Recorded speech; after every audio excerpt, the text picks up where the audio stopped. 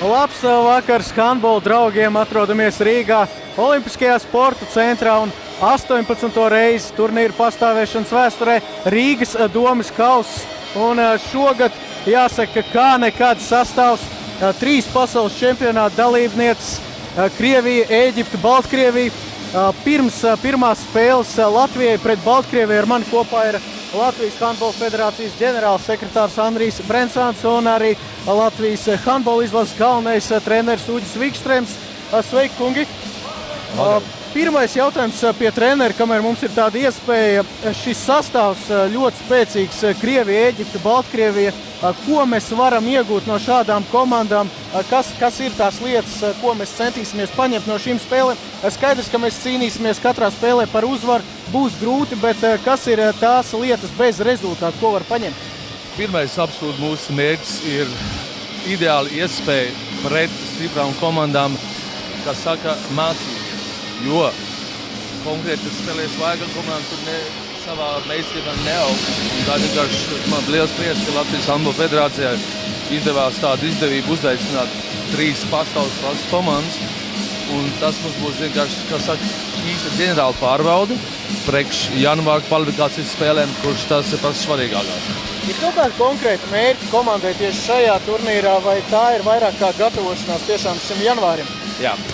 Viennozīmīgi šī ir gatavošanās janvārim, un es varēju sakt, kolosāli iespēja ne tikai pamatsastāvu spēlētājiem, arī pārējiem spēlētājiem pret pasaules klases komandām sevi parādīt no labās puses. Par sastāvu runājot, ir mums iztrūkumi. Pastāst lūdzu par tiem un kā tiks veidots sastāvs, tiks dota iespēja visiem, kas ir šajā komandā šobrīd nonākuši, vai kā notiks šis darbs? Jā. Tieši tā, tāpēc šis turnīrs ir domāts ne tikai pamatsastāvu spēlētājiem, bet principā arī pārējiem, kur, teiksim, kvalifikācijas spēlēs mazāk tiek laukumā, būs tiešām iespēja visiem spēlēt, visiem parādīt. Uzreiz priekšrunājot, teiksim, tāds konkrēts kā Turkupals, mūsu vārdsargs, viņš bija līdzi, bet viņam tiešām bija maz izdevība spēlēt konkrēti rītdien, viņš no paša pirmās minūtes spēlēs. Kā ir gados jaunākiem spēlētājiem pret 3 pasaules čempionātu komandām? Kas ir tie vārdi, kas ir jāsaka trenerim tieši gados jaunākiem spēlētājiem, lai viņi nepārdegtu? Nē, es domāju, nav nekas īpaši jāsaka pārdegt, ne, viņi ļoti motivēti viss ir. Es esmu pārliecināts, es zinu manu komandu, tagad esmu pārliecināts, viņi nav jāmotivē, viņiem nav jāmierina. Viņi paši ļoti apzinīgi zina, kas būs jādara, kā jādara, un es esmu pārliecināts, pilnīgi pārliecināts, viņi parādīs no savas labākās puses. Pirmā pretiniece Baltkrievija. Ko mēs zinām par šo komandu? Ir daudz valstu pārstāvēti klubi. Šajā sastāvā ir arī Sergejs Rutenka, 6 Čempionu līgu uzvarētājs šobrīd Gambes kluba. Kas ir tās zināmās lietas par šo komandu? Zināmas lietas par šo komandu, šo jautājumu. Es pateikšu tā, es pat atklāti sakot par to daudz nedomāju, negribu domāt, jo vēlreiz saku, šī ir komandas spēle, un es atkārtojos, mūsu spēlētājiem nedrīkst domāt, jā, mēs tagad esam kaut kāda īpaši zvaigznēm spēlēm. Nē, tas nav vajadzīgs, un par to es daudz negribu runāt, tas man līdz atklāts. To es arī pirms spēles spēlētājiem arī pateicu. Var teikt, ka ņemot vērā, ka janvāri ir tās galvenās spēles, mums šobrīd nemaz nav jēgas koncentrēties uz tiem pretiniekiem, vairāk tieši uz savu spēli jāliek tas uzsvars. Absolūti, tiešām. Protams, pirms katras spēles kvalifikācijas mēs studējam, gatavojamies konkrēti pretiniekiem, bet tas ir vērts likums, mums jākoncentrējas mūsu spēlē. Arī šajā turnīrā es neuzsaucies, mēs parādīsim, ko mēs mākam spēlēt, un mēs mākam ļoti daudz un vairākas reizes, to mēs esam apliecinājuši. Viens no spēlētājiem, kas arī spēlē Baltkrievijā, Meško komandā, Dainis Kristupāns, mūsu komandas līderis, viens no spēlētājiem, kurš sevi jau ir pieteicis Eiropā. Ir kaut kādas lietas, ko tāds spēlētājs, kurš ir bijis Baltkrievijas tādā handbola iekšienē, var pateikt trenerim priekšā un kaut ko tiešām pateikt noderīgi. Kas ir tās lietas, ko viņš pasaka? Protams. lietas. Viņš var, pateikt konkrēti nianses, ko spēlē Baltkrievijas aizsardzībā, caur kādu spēlētāju vairāk iet uzbrukumā. Tas ir lietas, ko, intervijā varbūt nav daudz ko stāstīt. Un, protams, Dainis, runājot par Daini, atklāti sakot, viņš ir mūsu absolūtais līderis, ne tikai aizsardzībā, arī uzbrukumā. Un arī tāpēc konkrēti, ka mēs bijām Ukrainā, arī Dainis man spēles laikā ļoti daudz idejas no malas deva. Un es esmu treneris, kurš labprāt vienmēr uzslauz spēlētājs, bet beigās lēmju es kopā ar manu otro treneri. Vēršoties varbūt pie jaunajiem handbolistiem, pie tās mūsu nākotnes, vai treneris var pateikt, ka Dainis Kristupāns ir tāds labs piemērs, ka Latvijā var būt laba Eiropas līmeņa handbolisti un nav jāapstājas tikai pie virslīgas? Ne tikai Dainis Kristupāns, arī pietiekoši citi pārējie. Mums ir konkrēti arī runājot par Aivis Jurš, Dzīves Liedenfelds. Es spēlētāji, kas ir Bundeslīgā un šajā turnīrā nebūs. Mums tie tiešām īsti profesionāļi un tas tiešām piemērs. Jā, piemērs, kad mēs varam, mums ir izdevības, arī daudz ļoti redzēju jau jaunatnes spēlētāji, kuriem ir liels izredzes. Svarīgi, lai viņi nepazūst. Kāds ir šis posms, decembra beigas, janvāra sākums, vēl pirms mēs jūs laidam prom pie komandas? Cik tagad ilgi komanda ir kopā, kad tā atkal sanāk, kāds ir šis process? Jā, mēs beidzās 28. pēdējā spēle, tad katrs, protams, brauc pie savām ģimenēm, un mēs tiekamies 5. janvārī, un 6. uzreiz lidojam uz Kipru, un tad mēs esam 2 nedēļas kopā līdz 18. Tas nozīmē, ka šitā nedēļa ir katrs spēlētājs no mūsu kondīcijas trenera dabū savu programmu. Mēs mums šajā nedēļas laikā ir jādara ne jau svārzāk katram savu programmu sagatavoties, lai nebūtu nedēļa neko nedarīt. Un tad, kā saka, no 4. vai 5. janvāra, kā saka, iet ļoti svarīgi no visu 100%, 110–150%. Tāds pēdējais jautājums par Rīgas domas kausu. Pirmā spēle tūlīt. Kas ir tās lietas, ko mēs varam apsolīt tiem, kas ir klāti šeit, tie, kas skatās mūs pie TV ekrāniem? Ko Latvijas izlase tiešām ir gatava solīt? Būs cīņa, kas vēl? Katrā ziņā viss spēks ir gatava atdot, vai ne? Jā. Es varu apsolīt, ka tā būs tiešām interesanta spēle, un mēs parādīsim, kā mēs mākam handbolu spēlēt, un ko es arī vēl ģētavē teicu, mēs nebaidāmies no kļūdām. Un šis var atkārtot, kad Rīgas domas kausa pēc šīm komandām mums ir tiešām skola, lai mēs tālāk attīstītu, tālāk mācīties. Un es vienmēr teicu un saku, es vienmēr eju ārā uz laukumu, es gribu katru spēli vinēt. Man vienalga, ko es spēlēju. Jā, paldies, laidīsim jūs pie komandas, un mēs vēl ar Andriju dosim arī vārdu mūsu Handbola federācijas ģenerāla sekretāram. Tas pirmais jautājums, ko gribētos pajautāt pie šāda komandas sastāva, kā ir izdevies dabūt šīs komandas Latvijā, kas bija tie argumenti un kāpēc šīs komandas ir šeit? Pirmais arguments jau droši vien ir mūsu pašu vēlme.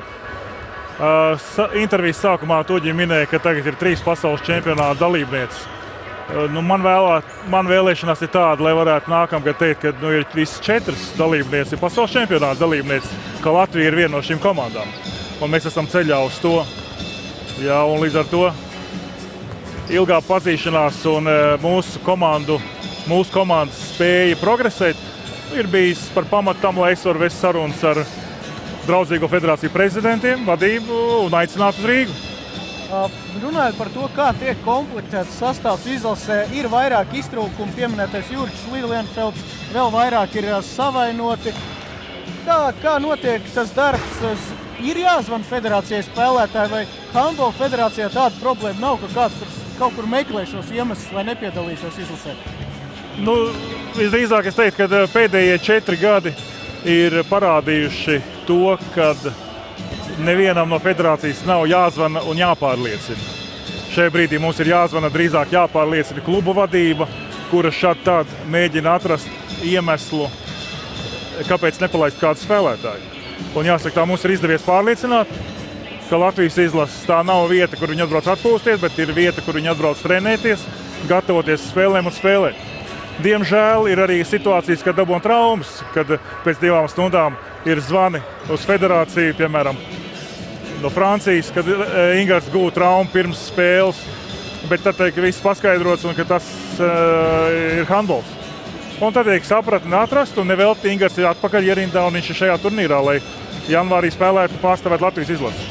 Pasaules čempionāta kvalifikācijā ļoti labs starts, 2 uzvaras, vai Handbola federācija redz, ka tas handbola līmenis Latvijā iet uz augšu, lai gan nav mums profesionāla komanda vietējā līmenī, bet ir mums daudz ārzemnieku, un vai ir tāds pozitīvs tendences pēdējos gados? Es saskatu šīs pozitīvās tendences, varbūt ne tik daudz, cik es gribētu, ne tik straujas, bet Latvijas čempionāts ir pirmā indikācija, kas rāda, kad vājākās komandas, kuras bija iepriekš kļuvušas stiprākas, ņem piemēru no Dobeles Tenaks kluba, kā viņi gatavojās, kā trenējās, kā gatavojās sezonai. Jā, un līdz ar to arī pārējie klubi, kuri šai brīdī arī cīnās par iekļūšanu Latvijas kausa Final Four, kas ir jauns produkts, šo te līmeni paceļ. Es neteiktu, ka ir cēlies grandios meistarības līmenis. Tas tā nav, diemžēl. Bet ir cēlies komandu un spēlētāju fiziskā kondīcija, kas palīdz viņiem iekļauties spēlētājiem Latvijas izlasē, jo mēs redzam ļoti daudz spēlētāju ir jau izmēģināti Latvijas izlasē, kuri ir sev parādījuši. Jā, līdz ar to es teiktu, ka šis moments ir pozitīvs. Jā, un es redzu šos jaunos spēlētājus, kuri grib iekļūt izlasē. Nākamais ir, lai viņi gribētu nostiprināties izlasē. Vai handbola izlase ir tā, kur tiem jaunajiem tiešām arī tiek dot iespēju, vismaz redzot pēdējos izsaukums, varbūt salīdzinot ar citu sporta veidu izlasēm, tur tie jaunie tā netik raiti tiek iesaistīti. Vai tas arī ir viens tāds no mērķiem, lai tos jaunos arī varbūt meklētu to iespēju, arī, lai viņiem dotu to pārliecību un iespēju spēlēt lielajā izlasē? Jāsaka tā, izlases komplektēšana, izlases sastāvu nosaka treneris. Jā, un man ir liels prieks, ka Uģis Vikstrēms ar savu pieredzi, kurš ir mans bijušais komandas biedrs, ar savu pieredzi redz šo jauno spēlētāju potenciālu un saprot, cik svarīgi mums ir iesaistīt vairāk spēlētājus, jo komandas sporta spēlēs mēs bieži vien sastopamies ar situāciju, kāds ir traumēts, kāds ir kāda apstākļa dēļ nav komandā un līdz ar to kādu ir jāspēlē. Un šeit tiek dota, šī situācija tiek modelēta, un arī šis turnīrs bez mūsu Vācijas spēlētājiem tiek dot iespēju citiem. Kāpēc? Tā var būt jebkurā brīdī. Neviens nav pasargāts no traumām. Un es esmu priecīgs par to, ka ir tādi spēlētāji kā Toms Lielais, Nils Kreisbergs tiek iesaistīti, un tā ir viņa iespēja sev parādīt. Vai no handbola federācijas šim konkrētajam turnīram ir kaut kāds dots uzdevums, ar ko handbola federācija būs apmierināta? Vienmēr cenšas komandām likt uzdevums būt pirmajiem vai iekļūt kādā citā grupā. Es teiktu, ka šeit tieši nav uzdevums dots, kuru vietu ieņemt. Viens no uzdevumiem ir iemācīties spēlēt ar spēcīgiem pretiniekiem. Jo ļoti bieži ir komandām problēma saistīta ar to, ka jāspēlē ar citas klases komandām, un tajā brīdī spēlētāji apjūk, jo tas ir cits ātrums, cita dinamika, cita spēle. Un mums ir svarīgi iemācīties saprast, kā viņi spēlē, sajust, kā to spēlē. Un tad, kad mēs to izdarīsim, mums būs daudz vieglāk spēlēt ar Grieķiju, mums būs daudz vieglāk spēlēt ar Ukrainu, un es pat gribētu teikt, ka mums būs daudz vieglāk spēlēt vienalga ar ko jūnijā. Katrā ziņā federācija saskata iegūmus no šīm 3 lielajām komandām. Varbūt ir tāds, mainīgas domas, dažādas domas, ka varbūt vajadzēja kādu komandu, kuru mēs šeit sasitīsim, bet federācijas uzskats ir, ka pret šīm 3 lielajām komandām janvāra kontekstā tas būs liels iegūms, vai ne? Lēmums tika saskaņots ar izlases galveno treneri par šādu spēcīgu pretinieku piesaistīšanu. Tajā brīdī mēs nezinājām, kuri tie būs. Man tika dot zaļā gaisma, tad es labāk kaut ko varēju to atvest. Treneris gribēja pēc iespējas labākas komandas. Viņš gribēja labus finālistus, lai var mācīt komandu spēlēt ar finālistiem. Un tas ir mūsu mērķis, kur mēs gribam nokļūt. Mūsu mērķis ir janvārī Valmierā vairs nepārsteigt, bet vienkārši vinēt. Jūnijā tikties, ko Dievs būs devis. Tagad mēs sagaidām katrā ziņā labu cīņu. Sagaidām labu cīņu, spēli ar pasaules klases večiem komandām. Viņš cīnīsies, par to nav šaubu. Absolūti. Paldies. Bez šaubām. Priecīgs Ziemassvētkus.